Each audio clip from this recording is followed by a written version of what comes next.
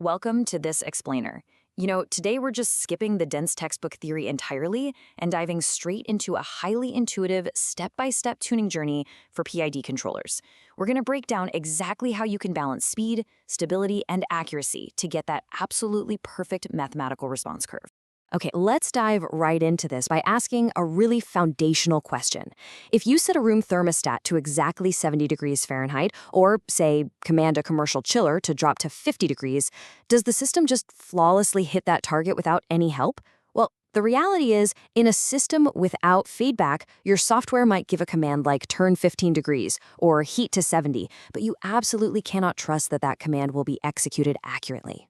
Here's our roadmap for today. First, we'll look at the open loop problem. Second, key performance metrics. Then we'll introduce proportional, integral, and derivative control one by one, before finishing up with how to actually master PID tuning.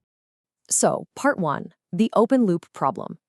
Basically, what happens when a system is broken. Let's start with a classic engineering baseline. Picture a simple mass, spring, and damper setup, without any controller attached to it at all. We ask this open loop system to go to a target value of 1. But if you trace the resulting line on a graph, the output's final value barely even gets off the ground. The curve just flattens out entirely, peaking at a measly 0.05. So, the crucial takeaway here is that this uncontrolled system has a massive 95% steady-state error. And to make matters worse, it takes about 1.5 seconds just to settle at that entirely wrong value. I mean, if this were your heater at home, you'd be freezing. Clearly, an open-loop approach just isn't going to cut it. Moving on to part 2, performance metrics. How do we actually define success here? Before we close the loop and fix this mathematically, we really need to define what a successful system response looks like. Now, depending on the specific application, we're generally optimizing for 4 specific targets. We want a fast rise time to rocket up to our goal, minimal overshoot so we don't wildly blow past it, a short settling time to stop any bouncing around, and an effectively zero steady-state error. All right, part 3, proportional control. Let's call this the initiator. To start hitting those 4 metrics, we bring in our very first mathematical tool, the proportional controller, or KP. KP applies power in direct proportion to our error. Almost instantly, this decreases our rise time and shrinks down our steady-state error. But there's always a trade-off, right? As KP speeds up the system, it actually makes it underdamped. That means your graph's curve will now sharply overshoot the target before coming back down. But here's the catch, and it's kind of a fatal flaw in relying solely on a proportional controller. If you picture the response curve, it'll plateau right below our target line. You see, KP reduces the steady-state error, sure, but it will never totally eliminate it. Why? Because the system actually requires a slight persistent error just to keep the heater supplying power to maintain itself. That brings us to part 4, integral control.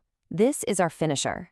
To conquer that stubborn gap left by KP, we introduce our second tool, the integral controller, or KI. This one looks at the accumulation of past errors over time. And the absolute magic of KI is that it completely eliminates the steady-state error. But again, it comes at a significant cost to our stability. The transient response becomes, well, pretty chaotic. It pushes both the overshoot peak way higher and drags out the overall settling time. What this actually looks like in practice, if you use a PI controller, proportional and integral together, is a pretty wild ride. The system will indeed eventually lock on to the exact target. But just picture the graph for a second. The curve is going to bounce up and down in massive oscillations, taking this highly erratic wave-like path and requiring a lot more time to finally settle down and stay flat. Which leads us directly to part 5, derivative control, the ultimate stabilizer. To literally tame all that bouncing around, we need our final parameter, derivative control, or KD. Think of it this way. If proportional looks at the present and integral looks at the past, derivative predicts the future by looking at the rate of change. KD acts as the ultimate stabilizer. It perfectly counteracts the side effects of the other 2 controllers, damping those wild waves, dramatically dropping the settling time, and keeping that steady-state error firmly at 0. Finally, part 6, master PID tuning. Let's walk through the exact sequence.